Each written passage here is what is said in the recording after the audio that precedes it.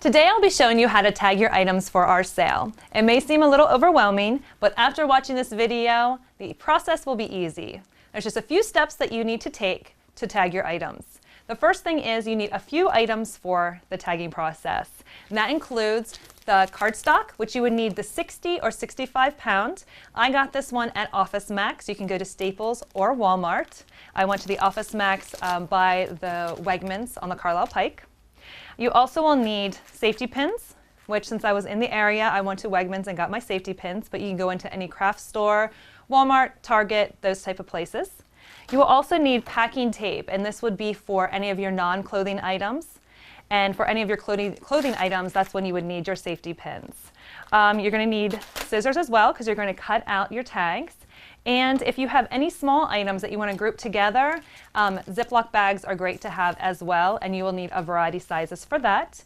And also hangers to hang your clothes. The first step you want to do is organize your items. For clothing items, you want to make sure that they're washed, free from stains and rips. If they have zippers, make sure that they're working zippers. And if you have sets, it's better to put them as a set than to sell them separately. They'll sell better that way.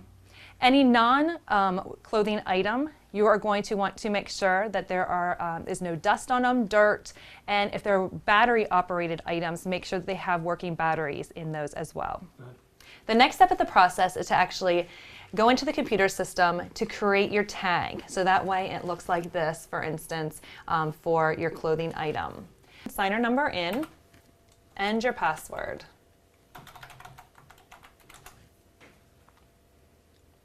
This is the next screen that shows up.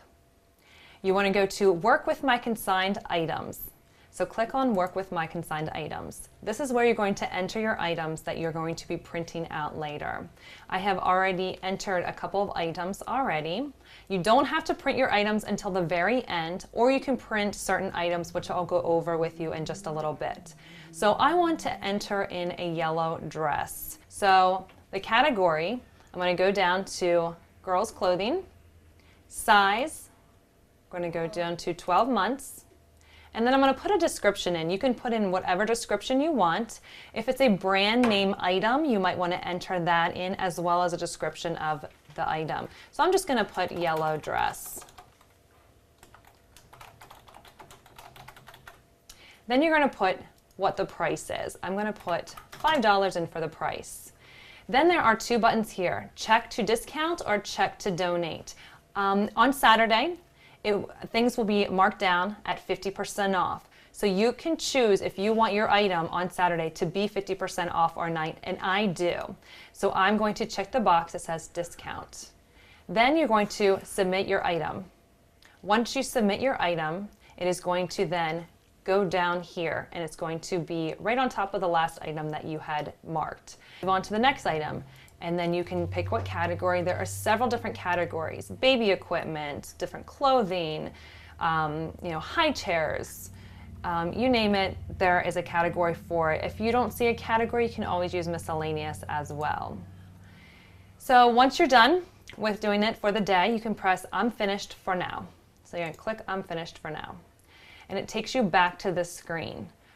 To actually print your tags, you want to go down to the print tag section. You can either print all your tags or you can print selected tags. So let's print all the tags. So you're going to press the print all tags and this screen will come up. So this is showing all of the tags that I had entered already. After you print out your tag, you're going to want to attach it to your item. So I have a few samples of what we can do on how you attach those items. So the first one is, for instance, a clothing item. You want to attach it with a safety pin where it says pin here onto the right-hand side of the item. You can also, if you have a tagging gun, you can tag it with a tagging gun as well. But I just safety pinned it here. Now, if you have smaller items such as shoes that you want to bag together in a Ziploc bag, just make sure it's sealed and then place that item right here in the corner with some of the packing tape. Now for the bigger items, such as a toy or say an extra saucer, a high chair, it just needs to be visible for all the customers to be able to see. And you're going to want to use packing tape for that as well.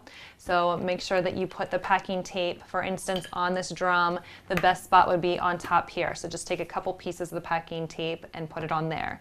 If it's, for instance, a book, and if you take the packing tape off and it rips the book, you'd probably be better off using painter's tape.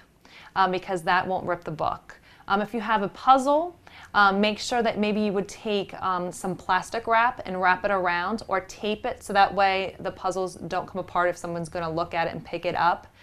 They want to make sure that all the pieces are together.